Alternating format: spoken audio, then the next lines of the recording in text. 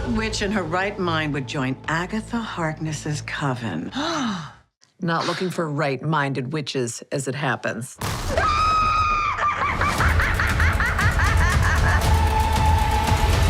Miss Patti LuPone, welcome to the Awards Tour podcast. Thank you, Jacqueline. Very happy to be here. First of all, I was just saying, we're recording this just hours after you released what is going to be one of my favorite internet videos after this one when it posts, which is you speaking to George Clooney. And we're going to talk about Agatha All Along, but I just have to talk to you about that moment because I've never seen you ever seem a little bit like, you were literally like giddy. It was one of the most, I was like, wow. Goddesses can like they can bleed. Even they can get the verklempt over George Clooney. I was fangirling, absolutely. Just give me a brief breakdown of what that interview was like, and to sit down with him to kind of talk about stuff because y'all again talked about everything. Yeah, well, Jessica Lange and I went to see Good Night, Good Luck, which George is starring, and he was fantastic, and the whole production is fantastic. And when we were leaving, we ran into the director, David Cromer, and he said, "Do you want to go backstage?" And Jessica and I went, "Well, does he want people backstage? I mean, because that's a big performance." And then he said, "Yeah, he likes to see people." So Jessie and I went backstage, and he treated us like we were his long lost friends, and it was like, wow. I mean, he is everything they say he is. He's the most charming, the most generous, the most wonderful, handsome person. And I mean, and I said to him, I said, "You are a stage animal." I said that your performance is spectacular. You know, you want to go to the theater, you want to relax, you want to know that the actors know what they're doing.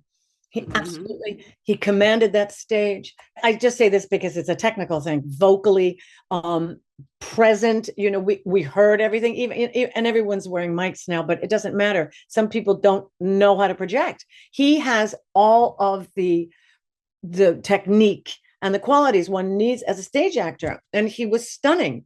And so then I got a telephone call that he wanted me to do the variety actors on actors. And I was thrilled to death. And I was also sort of like, me. Well, you did an amazing job moderating it. I'm going to put asking questions into your number of mini skills.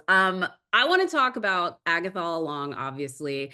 You've already, I think, sort of been able to bask in a little bit of the praise of it, but I think it's so interesting hearing you feel, and again, I couldn't believe this when you told me how unsure of this whole process you felt going into it. So I'm curious, what made you say yes, like initially? Because I think you knew it was the MCU at least, but you also knew it was Catherine and Jack. And so what was the yes moment for you? Well, I think at this point in my career, if somebody wants me, I'm not going to say no. Shush. True. Really? Yeah. If somebody offers me a role, I'm not going to say no. And this was an offer. And I remember I'd given up my equity card, and I was sitting at my kitchen table going, I wonder what direction my career is going to go. And hello, ring, hello, Marvel calling. And I went, well, there you go. And so, wow. And then when Jack told me the whole story, everything is as it should be. The universe is unfolding. I had just finished American Horror Story, where I actually did a tarot reading for Joe Montello's character. And she told me that I would be a Sicilian witch, and I played a witch in Penny Dreadful, and my trial was going to be a tarot reading. And I went, well, you know, everything aligned. There was no way. Everything was in alignment. I love how you felt that, like the gods were telling you, it's like I played a witch and I was this, and then you're kind of like the motherly figure of this little troupe in some ways, like managing them a little bit. And I'm like, that just takes me back to Life Goes On and managing those misfits too. But I know you were like, listen, have you gotten it now? Like you've had some distance with it. I know you don't maybe look at your own work, but do you now understand how big that character kind of looms? Because again, I think it's still like, I don't know, is it still your ringtone? Are people coming up to you more for that now? That is so weird to me to think people would come up to Patti LuPone and be like, oh my gosh, Agatha All Along. I'm like, Philistines, all of you. Well, it's interesting, but people do come up to me how they know me. When I was doing company in London, someone handed me a yellow diamond doll from Steven's Universe. Wow. I know. And I went, oh my God. And then, it's just interesting. And then I was crossing a street in Charleston and these girls were squealing Libby from Life Goes On. And, it's interesting how even the people, when I was doing Life Goes On, had no idea what my Broadway credits were at that point. As far as Lilia is concerned, I actually haven't gotten that yet. I haven't gotten Agatha or Lilia. Really? No, I haven't. Really? Oh, No. okay. That actually makes me feel better. That just means that you've done enough iconic things to where they're not centered in on it, because you've had more time since the role happened. Because I think for you, I think maybe right after Agatha, did you go do your play right after that? And so you kind of went back into Broadway right away, or what did you have some distance between the two, or what did you do? Agatha finished in June. Yeah, I must have gone into Yeah, you went right back. The reason why I say that, though, is because since then, and you've sort of reflected on the season, and so many people have talked about like your hero episode as like why it has been one of the most impactful ones, and you've already been recognized for it, and people are already talking about, more awards for that. I'm curious if since then you've had any time to be like, oh, I get like this time frame reference, because when I last spoke to you, you were like, I had no idea what I was doing, and I still don't. Do you know the timeline now and like kind of understand it? No.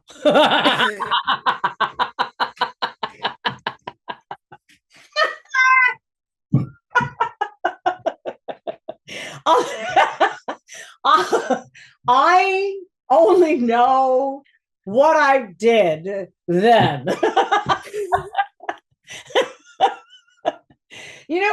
Life goes on.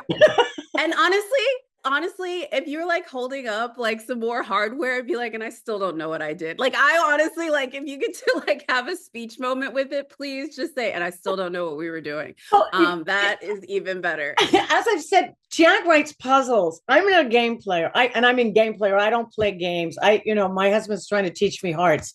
And it's like, it's like, no, let's play Polish poker. Let's play.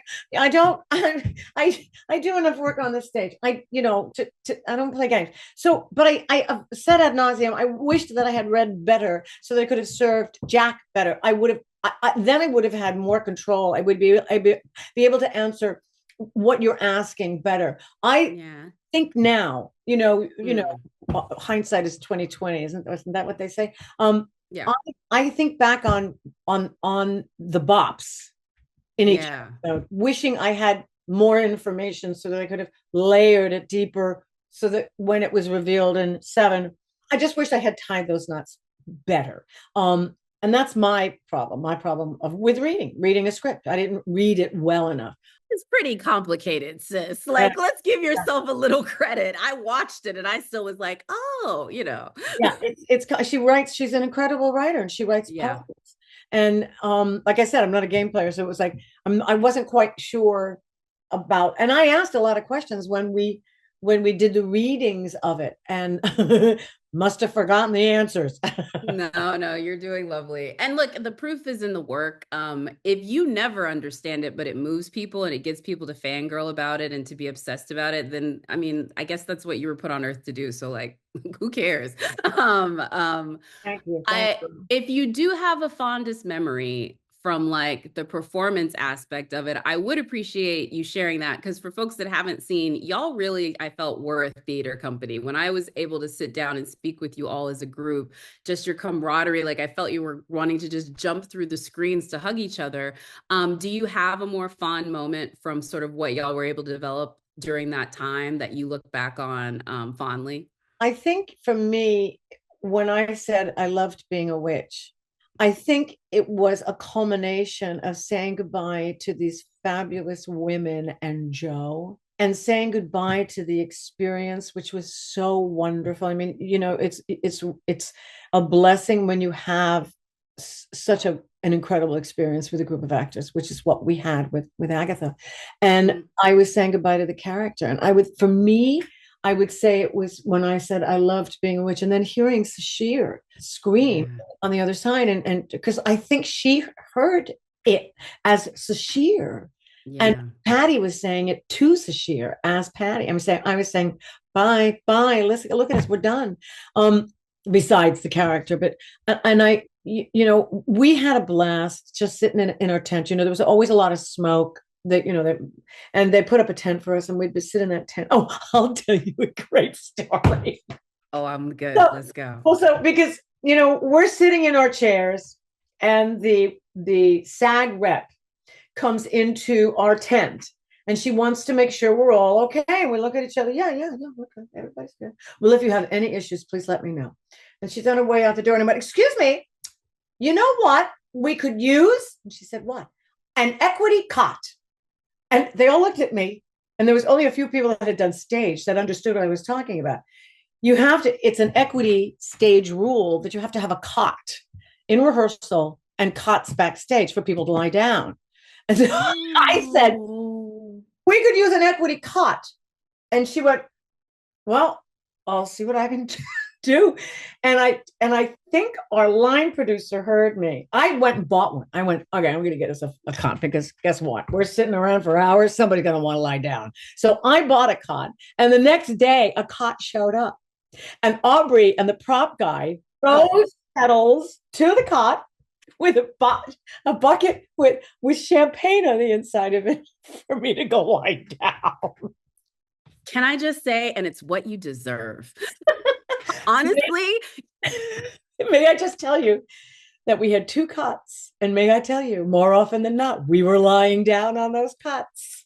Yes, you should. I'm sorry. And give it up for they probably did it as a joke, but nobody is upset about laying down. It will give somebody like Christopher Nolan a heart attack to hear this story, but I don't care. Y'all served. And if the cot helped you get there, I'm about the equity cot. Also, I've never been on the stage because I do this and you do that. But I so love that that's actually written in contracts already, that somebody was like, we need a cot because we're overworked and underpaid and it's 8 shows a week. Give us a cot. Exactly. Damn it. That's amazing. God bless the unions. Love it. Love this. And that's what you call stage actors and silver and screen actors. That is bridging the divide. It was totally, and I'm telling you, every day I have a picture of Joe and me. We're shooting, and he took it, and the 2 of us are lying down on the 2 cots. Oh, love this. I want the internet to know, I know this is amazing. And I'm now, Joe, show us the picture, put it on the gram. Like I said, I think this is a dream opportunity to get time to talk to you because I am a young girl that grew up in Texas, very far away from Broadway, but that was obsessed with Broadway because I used to watch PBS and they would put, you would watch Angela Lansbury and Sweeney Todd on Saturday afternoon and they would put in stuff with you and Bernadette. And I was just like these goddesses and it was so far away. I want to ask you, because George mentioned this in the Actors on Actors, you do levitate, because even on YouTube, when I watch your Anything Goes, I'm like, what is she doing? She is doing things. And all I do is get mad that I was too young and too far away to see it.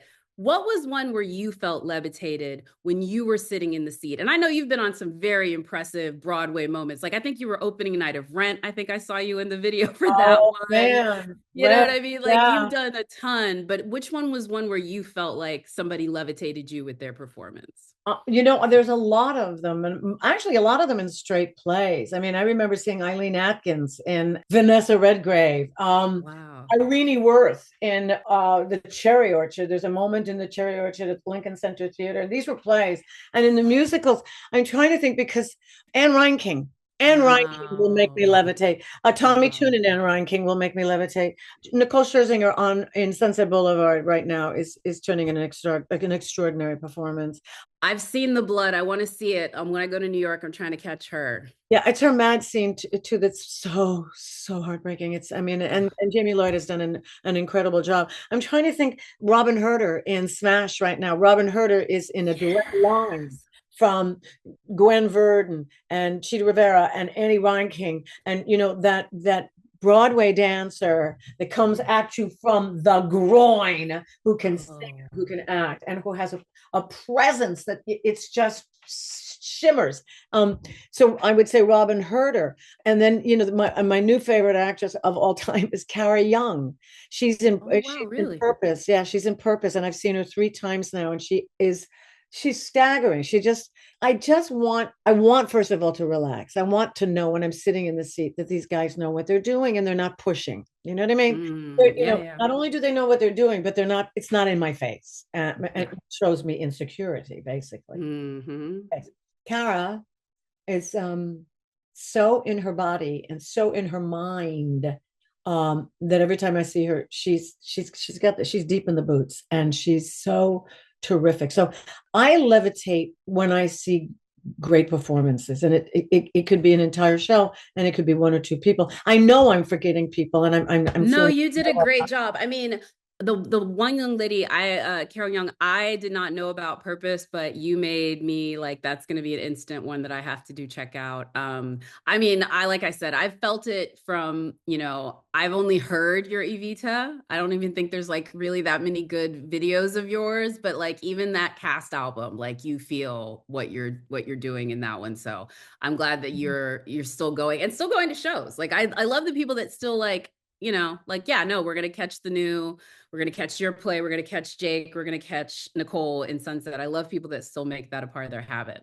I want to take you back to some of your earlier stuff that if you can recall, like just something to be there, because you were in moments that I think a lot of people would be envious to just be back there and kind of like see and feel. And like, I think now people, especially when they look at the world today, look at a show like Life Goes On and don't remember, like, we did this already. Like, this was not revolutionary back then, and people kind of cast it as that now. Do you look back on that show, and especially now, and you're just like, they would, that I don't know if that show would survive the same way that it did now. Do you know what I mean? Like just the everyday nature of how they treated so much of the stuff they dealt with on that show.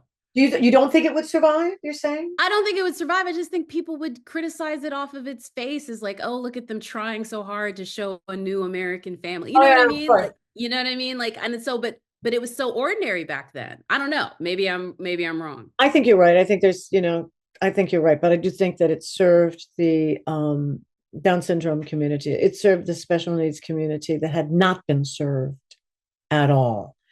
Chris was a hero. Christopher Burke, who played Corky, is a hero, but a hero on that show. I mean, we had lots of Down syndrome kids on that show. And then the other thing that they did was the AIDS epidemic, when Chad and Kelly had that whole AIDS arc. We weren't talking about it. We were not talking about it. And I remember that I'm up in Connecticut, and one of the private schools got in touch with me because they wanted those videos to show to their kids. Yeah. I mean, you hope that what we present to audiences is educational as well as, it's transformative or entertaining. You hope that it's enlightening. And I would hope that in these troubled times, the artists, the creators come up with stuff that enlighten us and educate us and uplift us, especially uplift us in these horrible times. And we're going to get people. I don't know about the internet. I'm not on social media. I know that someone runs social media for me when I do my concert work, but people talk about robots and stuff like that. I don't know any of that stuff. So, but I would. You're better for it. I think so, because I think it's so negative. I think it's so negative. I wish that we'd stop criticizing and just try to understand what people were trying to do instead of like, and enjoy things. Yeah, exactly. Yeah. Somebody that you played that received a lot of criticism, but I think it's a testament to your acting, is your character in Pose. Like, I literally kind of had to like transfer my thing. You played her so well, because I was like, that's Patti LuPone. I know who she is. She is like so far from this person, but I hated her. Like Frederica, I was like, that, like, you're too good of an actor. I'm curious, what was it like for you? You have a long history with Ryan Murphy, but I feel like that set was just so different. Well, it was. I mean, those women were incredible. I didn't want to play, it was sort of based on what's her face, Leona Helmsley. Leona Helmsley, yeah. Queen of Mean. I'd rather have played an advocate.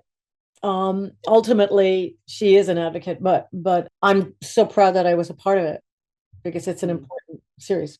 It was a good role though. I know it's not like the one that you like hold to your heart to be like, yes, this is one that I live. But that I think is a testament to how good of an actor you are, because I know every minute that you said cut, you were just probably like, oh, I hate her. I don't want to, you know what I mean? Like, I'm sure that's like the emotional, but you did such a good job with her. It never read that. You just read as this like horrible woman. So Yeah, you're amazing, which you already knew.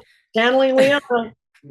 You mentioned Steven in the Universe, and I was going to bring it up too, because I think like you haven't done a ton of voice work. And so like straight animation like that, how did they approach you and how did you get involved in it? And what has that journey been like? Because they are rabid Steven Universe fans, like Yeah, I think rabid fans. It's Rebecca Sugar, I believe. She's a musical theater fan. Yeah. She asked me and I went, yeah, I'll do it. And then she said, all right. And she asked Christine to play, was it White Diamond? Yeah. I was yellow, Christine was white, and there was somebody else. But I love doing it. I just did something for Aubrey's company that's coming out. Blackberry, yeah. I love doing the voice work. I think, listen, when they wanted me to do The Simpsons, I told them, my career's complete. You made my career. I'm the voice of The Simpsons. This is true though, no, because that's like an establishment. It's canonized. I mean, The Simpsons, and they just renewed them for like 80 million more years. So it's like the legacy continues. I don't want to like spend too much time going down memory lane. I do want to look a little bit to the future, because I just read that you're going to be doing the next Sex and the City season. Am I right about this? Is this Yeah, correct? I'm in it. Yes, indeed. Okay, you're in the next season. First of all, that's kind of as a New York girly, I feel like New York girls have like a love or hate relationship with Sex and the City. What was your relationship with it? I mean, you were probably like in the middle of a show when they're filming on the streets of New York for the first series. So I was fine with it. I'm not a hater. I thought they were fabulous. I'm glad. Yeah. No, can you tease anything? Like we know nothing. So can you tease well, anything? I have an accent. Oh, okay. I keep getting in trouble because I keep saying things, and then people from. Can they really get you in trouble? Like, in the words of Sheree, who's gonna check me, boo? Like, I mean, I'm gonna be really serious. Like, are they really Marvel checked me? I was in Marvel jail for a second. They'll be fine. Yeah. The show was a hit. Then I said something about and just like that, and they called them and said, we'd rather you didn't say anything. I said, well, tell me that before you put me on a press line.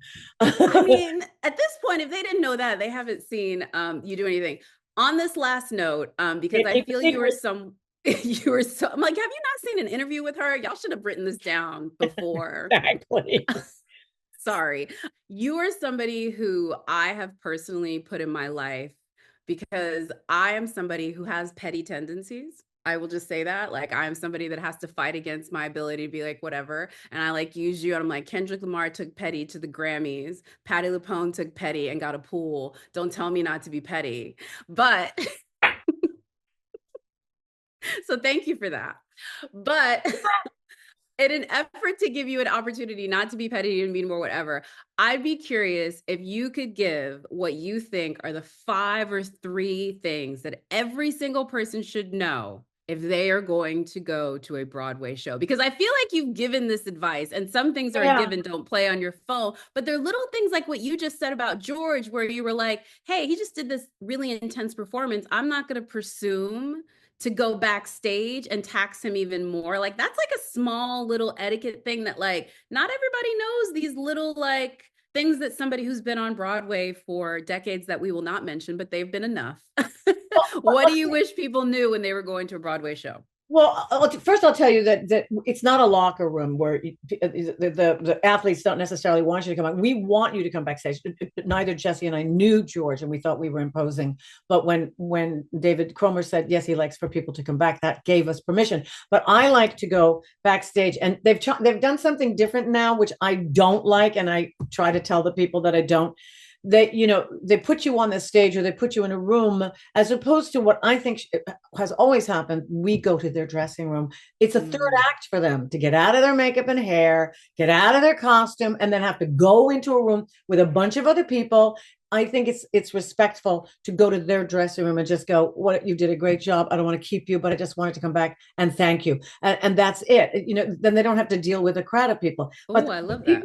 What people should know when they go into a theater is that they are in a community situation. They're having an isolated experience in a community of people. So they have to be aware of their neighbors. And so, you're right, you're left, you're front, and you're back, and you just have to be aware. The cell phone stuff has decreased a lot, which is great because it's so disturbing. And this has been going on for years. And taking of the pictures. You know what? Put the phone down. Put the phone down and give yourself 2 hours of nothing but a theatrical experience. I mean, how hard can that be? Put the food down, put the water down, or the alcohol down, put the phone down, and give yourself to the stage and find out what happens. See what happens in your life when you don't, you're not stuck. The other thing that's happening now, and they'll figure out how to control it. There used to be signers, for the hearing impaired. And the signers were so dramatic. That's in my contract that we have signers, not a zipper. But now you can get it on your phone. And I was at a play with a woman. I was sitting in the center section. She was on the aisle. She held it up. And so I saw the dialogue. I knew what it was. And I thought, well, you know what? Keep it disguised. Don't. No, that's a good point. And I think a lot of them would prefer, I mean, I don't want to speak for, everyone in the disabled community, but I know that they love when they can have, like, in the Super Bowl, the girl that did the Rihanna performance. She was like such a huge part of that. And to me, I'm like, I'd much rather watch that than to watch texting. But I do get it. I'm just glad they're trying to make it an experience for everyone, and everyone should see you on stage, to get that experience for you. Last question before we get out of here, because I feel like you've done so many incredible things on stage, on screen, and continue to do something. Is there something at this point in your career that you haven't gotten to do that you want to do? No, because I think I've done it all. I've done radio drama, I've done concert work, I've done theater, I've done the national anthem at Madison Square Garden when the Rangers were down 3-0 in a playoff game. Yeah. I mean, you've done a lot. I mean, I don't know if there is, but is there any type of, like, you've done every genre too. So I guess it's like there hasn't been any. Is there something you would want to revisit that you haven't been to in a while? Maybe that's. I'll tell you what I'd love to do, a situation comedy, because the thing that has eluded me is when I went into Evita as a trained actor and a comedian. My first Tony nomination was in a slapstick comedy. And then when I came out of that, people wouldn't touch me because I was this, blonde bitch. And I'm actually quite funny. And so I would love to do a situation comedy. Oh, kids, get on it. I mean, they just put Nathan with Matt Bomer on Mid-Century Modern. Like, where is your Golden Girls revival? Like, I would love to see that. Like, you and Deborah and, like, Holland Taylor, like, kicking it on a, like, I would watch the heck out of that. That's me. Tell Ryan. We will make it happen. Congratulations. I can't wait for folks to hopefully see you throughout this award season. I loved your performance so much in Agatha, and keep saying yes, because I really enjoy seeing this chapter in your career. So much. Thank you. That means a lot to me. It means a lot.